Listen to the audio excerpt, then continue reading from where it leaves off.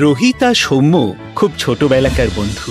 দুজনেই সিনেমা পাগল, তাই দুজনে মিলেই ঠিক করেছে তারা একটা সিনেমা বানাবে। ডিরেক্টর হবে রোহিত আর ক্যামেরা চালাবে সৌম্য। কিন্তু কোন বিষয়ে সিনেমা হবে সেটা ভাবতে ভাবতেই ওদের অনেক সময় চলে যাচ্ছিল। হঠাৎ একদিন সৌম্যই দিল আইডিয়াটা, ভূতের সিনেমা করবে ওরা। কিন্তু তাতেও ঝামেলা।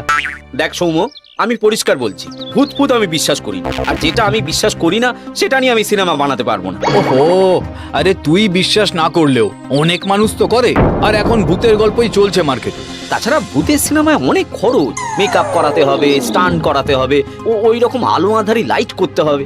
এত খরচ কিভাবে করবি? তার মধ্যে এতজন অভিনেতা, তারপর শোন, আমার একটা বুদ্ধি আছে।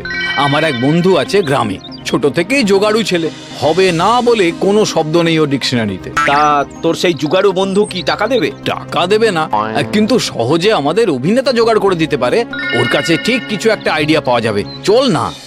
অগত্যা দুই বন্ধু মিলে বেরিয়ে পড়ল জুগারু বন্ধু অর্থাৎ মহেশের সাথে দেখা করতে নিশ্চিন্তপুর গ্রামে।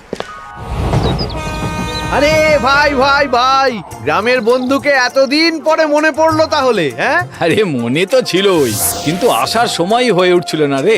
একটা সমস্যায় পড়েই তোর কথা মনে পড়লো।